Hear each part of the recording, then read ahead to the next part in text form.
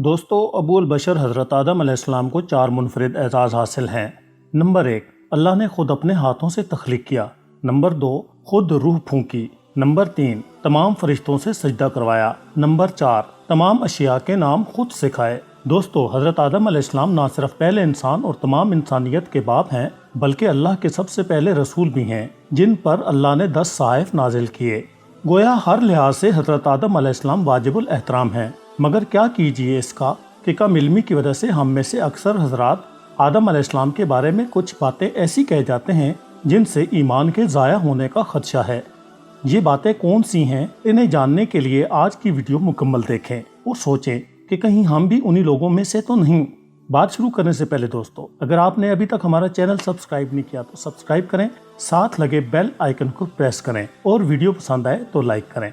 तो दोस्तों, पहली बात, बहसीयत मुसलमान हमारा अकीदा यह है कि तमाम अंबिया मासूम हैं और उनकी तरफ गुनाह या नाफरमानी की निस्बत करना हराम और गुस्ताखी है। हज़रत आदम अलैहिस्सलाम के बारे में अक्सर लोग लाइल्मी की वजह से ऐसे अल्फाज का इस्तेमाल करते हैं गोया उन्होंने ममनूह फल खाकर गुनाह का इर्तिकाब किया या नाफरमानी की। दोस्तों, ऐसा कहना या सोचना बदतरीन बेअदबी और गुस्ताखी है। अल्लाह के पैगंबर भूल सकते हैं या अपनी सोच के लिहाज से कुछ कर सकते हैं, मगर जानबूझकर कभी भी गुनाह या अल्लाह की नाफरमानी नहीं कर सकते। हज़रत आदम अलैहिस्सलाम ने भी शैतान के वसवसे और उसके अल्लाह की कस्में उठाने के बाद भूल कर अपनी सोच के हिसाब से वो फल चख लिया। दोस्तों, ये बात भी याद रहे कि आम इंसान की भूल माफ है मगर पैगंबर की नहीं। तो दोस्तों, आइए सोचें कहीं हम भी इस बेअदबी का इर्तिकाब तो नहीं करते।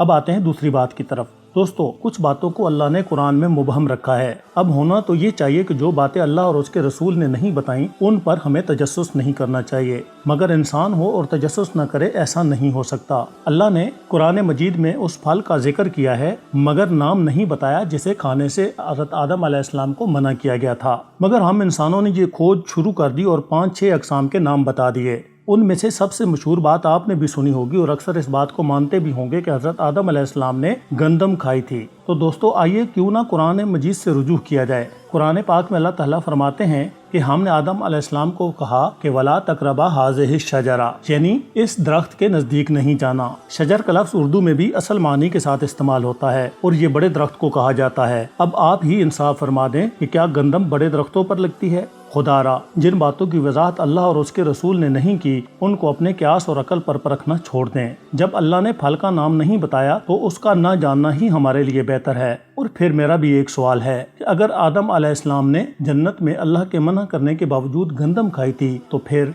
हम और आप गंदम क्यों खाते हैं? दोस्तों, तीसरी बात सबसे खतरनाक है।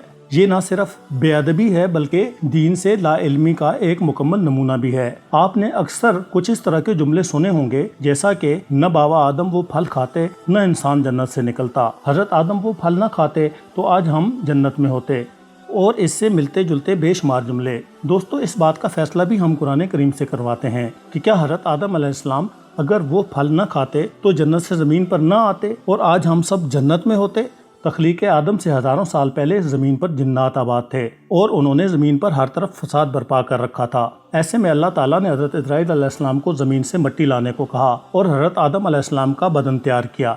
अभी अल्लाह ने उस बदन में रूह नहीं फूंकी थी कि फरिश्तों ने अल्लाह पर सवाल किया कि या अल्लाह, आप क्या तख्लीक फरमा रहे हैं? तो अल्लाह ने जवाब दिया कि इन्नी जाइलुन फिल अर्द खलीफा, मैं ज़मीन पर अपना खलीफा यानी अपना नायब भेजने लगा हूँ। तो दोस्तों, अभी हज़रत आदम अलैहिस्सलाम में रूह भी नहीं फूंकी गई थी और अल्लाह ने फरिश्तों को बता दिया कि मैं इंसान को ज़मीन पर भेजने के लिए तख्लीक कर रहा हूँ जहाँ वो मेरे अहकाम के मुताबिक ज़िंदगी बसर करेगा। तो कुरान मजीद के मुताबिक फल खाने का इंसान के जन्नत से ज़मीन पर आने का कोई ताल्लुक नहीं। इंसान ने हर हाल में ज़मीन पर आना था क्योंकि उसे ज़मीन पर भेजने के लिए ही तख्लीक किया गया था। अब आइए हम सोचें कि कहीं हम भी ऐसे जुमले बोलकर बेअदबी के मुर्तकिब तो नहीं हो रहे। अलबत्ता फल खाने का असर ये हुआ कि ज़मीन पर हज़रत आदम अलैहिस्सलाम और हज़रत अम्मा हवा को अलग अलग मकामात पर उतारा गया। दोनों एक दूसरे को परेशान हाली में अरसे दराज तक ढूंढते रहे और रो रो कर अल्लाह से माफ़ी मांगते रहे। अब ये चौथी बात, अक्सर लोग इस बात पर भी बहस करते नजर आते हैं कि उन्होंने फिर अल्लाह को आखिर राजी कैसे किया। इसके लिए हर एक ने अलग अलग बहस की और अलग अलग बात सामने लेकर आया। आइए इस बात का जवाब भी कुरान مجید سے پوچھتے ہیں۔ قرآن کہتا ہے کہ جب حضرت آدم علیہ السلام نے سالوں رو رو کر اللہ سے معافی مانگی تو قرآن مجید میں کچھ اس طرح سے آتا ہے، فَتَلَقَّى آدَمُ مِن رَبِّهِ كَلِمَاتٍ فَتَابَ عَلَيْهِ إِنَّهُ هُوَ التَّوَّابُ الرَّحِيمُ۔ پھر آدم نے اپنے پروردگار سے توبہ کے کچھ الفاظ سیکھ لیے جن کے ذریعے انہوں نے توبہ مانگی، چنانچہ اللہ نے ان کی توبہ قبول کر لی، بے شک وہ بہت معاف کرنے والا ہے اور بڑا مہربان ہے۔ اور دوستو، وہ کلمات جو حضرت آدم علیہ السلام کو سکھائے گئے تھے وہ بھی اللہ نے قرآن مجید میں بتا دیے۔ ربنا ظلمنا انفسنا وان لم تغفر لنا وترحمنا لنکونن من الخاسرین۔ اے ہمارے رب، ہم نے اپنی جانوں پر ظلم کیا ہے اور اگر تو نے ہمیں بخش نہ دیا اور ہم پر رحم نہ فرمایا تو ہم ضرور خسارہ پانے والوں میں سے ہو جائیں گے۔ تو دوستو، ان تمام باتوں کے بعد میں امید کرتا ہوں کہ ہماری بہت سی الجھنیں اس ویڈیو کے بعد دور ہو گئی ہوں گی۔ جانے سے پہلے چینل کو سبسکرائب کر لیں اور ویڈیو کو لائک کریں، بیل آئیکن کو پریس کریں۔ بہت جلد ملتے ہیں دوبارہ۔ اللہ حافظ۔